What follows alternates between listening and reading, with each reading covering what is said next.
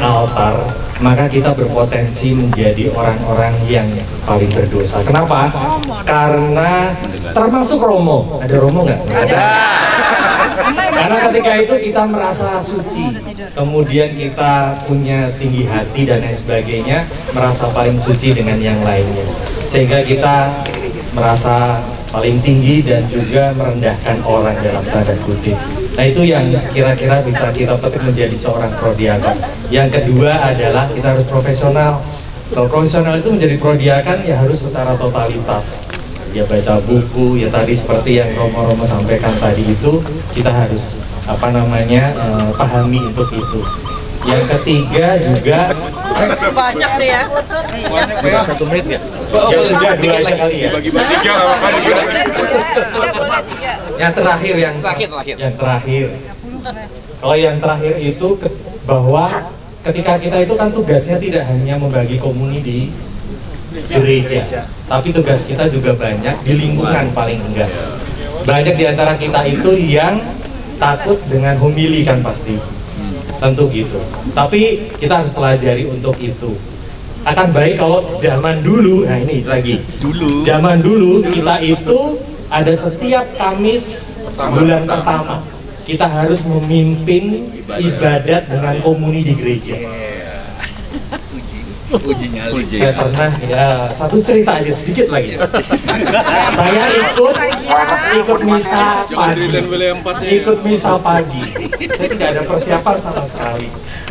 Dia duduk di umat. Harusnya ada yang memimpin prodiakon wilayah berapa saya? Wilayah kita. Sebut udah lu. Nah, itulah. Ketika itu udah mau jam 5:30 gitu. Saya ini prodiakon nggak keluar nih. Terus perasaan saya udah nggak enak nih. Terus Yosef wirawiri, wah lihat saya tuh, saya udah gitu. Pura-pura nggak ngelihat, udah tidak ngelihat. Gitu. Tapi ternyata dipilih, nggak ada lagi gitu pilihannya gitu untuk itu. Nah itu persiapan itu penting ya. Prodiakonnya mungkin nggak berani tampil. Nah tetapi itu kemudian bisa untuk semakin meningkatkan kepercayaan diri kita untuk kita bertugas dimanapun kita berada gitu. Jadi itu teman-teman sharing sedikit untuk itu. Terima kasih. Masih ada waktu nggak? Nggak siap loh. Beni nggak usah Beni ya.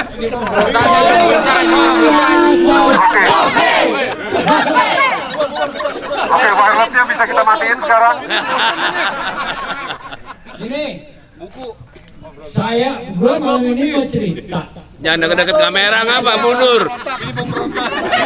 Jangan deket api. Jadi gue tuh sebetulnya pemalas. Nah, pemalas. Nambekan. Ada teman ceritanya ngundang. Di rumah gua ada ibadat bro, datangnya dibilang tuh. Gua kan sebetulnya malas untuk datang ibadat, ya kan. Tapi karena dia teman gua datang.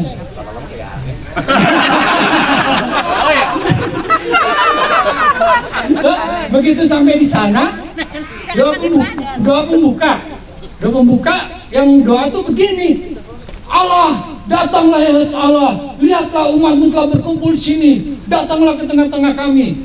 Dengar doa gitu gua kaget, gua pulang. Nah terus ditanya sama temen gua, bro kenapa lu pulang? Ngeri doanya. Dulu kan Tuhan Yesus bilang, aku akan datang pada akhir zaman, ngadil orang hidup dan mati. Lah, dia udah datang Yesus sekarang dia bilang gitu. Gua mau diambilin, gua belum siap, gua bilang gitu. Udah, akhirnya saya pulang.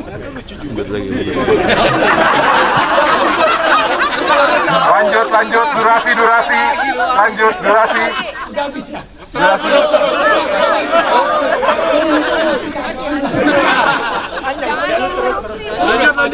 Lanjut. Ya udah lah kalau udah.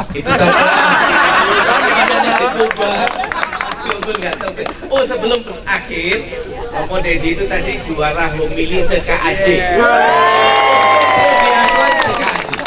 Habis itu belum pernah lagi dari vlognya ya.